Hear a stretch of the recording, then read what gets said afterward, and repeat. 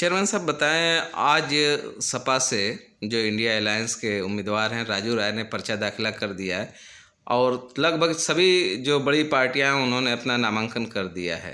जी। क्या लगता है कि इस बार लड़ाई किस तरीके की होगी?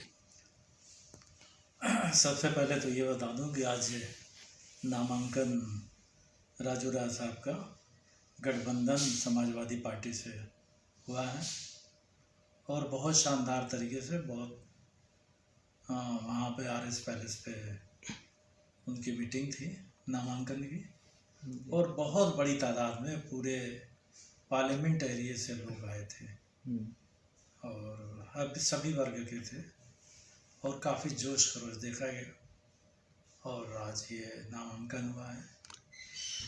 जोश खरोश के साथ एनडीए उम्मीदवार अरविंद राजभर ने भी पर्चा दाखिल किया है, तो क्या लगता है कि इन दोनों के बीच टक्कर होगा या कोई तीसरी पार्टी जैसे बहुजन है जिससे बालकृष्ण चौहान है, किस तरह की लड़ाई? मेरा समझ है कि ये राजू राय बहुत आगे रहेंगे, जो अनुमान से बाहर है और अप्रत्याशित मतलब मुमकिन जो नहीं है वो होने जा रहा है कि लाखों वोट से ये जीतेंगे राजू राय साहब जी। और ये बहुजन समाज पार्टी और ये जो एनडीए है ये समझिए दोनों आपस में लड़ेंगे तीसरा और दूसरे के लिए।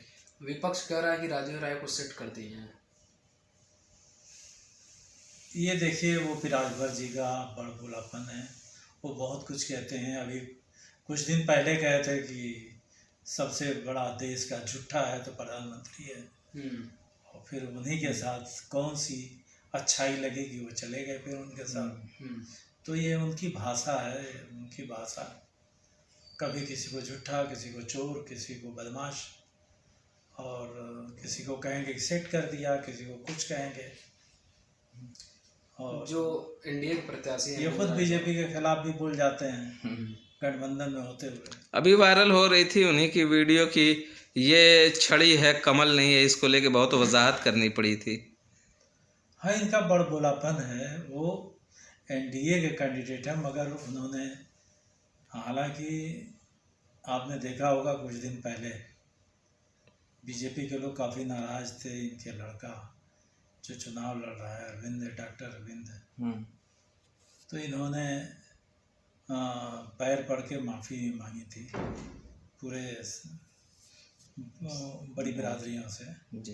या बीजेपी के लोगों से कि हम भविष्य में ऐसी गलती नहीं करेंगे। मगर ये कि उनकी आदत है, शैली है बोलने की, सबको नीच ऊंच बोलने की आदत है।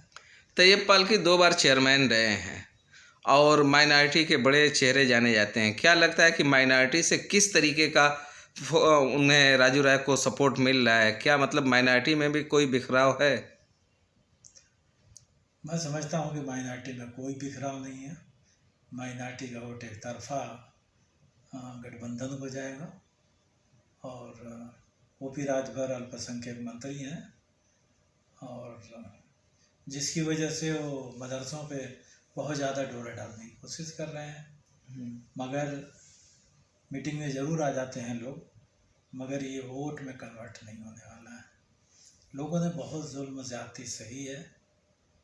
एक तरफ बुनकर यहाँ का परेशान है, जरी उद्योग ख़त्म हो गया, लोन भी बंद होने की कगार पे है, बिजली की मार जो रेट है वो दूसरे मिलों से कंपटीशन में जो मुलायम सिंह यादव ने बनाया था, फिक्स रेट दिया था कि बड़ी बड़ी मिलों से जो उत्पाद होते हैं उनसे ये मुकाबला ओम प्रकाश राजभर बुनकरों के दरमियान जाके कहते हैं कि बुनकरों की बिजली हम माफ़ कराएंगे और उन्हें सोलर प्लांट लगाएंगे। क्या नहीं लगता है कि बुनकरों के दरमियान से कुछ वोट निकल पाएंगे? वो जैसे वो सरकार नहीं रहती है तो वादा करता है कि मेरी सरकार आएगी तो हम ये करेंगे। उनकी तो आज सरकार है, उनको घोषणा कर देना चाहिए था, उनको वादा कर लेना चाहिए। उन्हीं के अलायंस की सरकार ने पासबुक को ख़त्म किया है, उन्हीं की ख़त्म किया है, सही बात है।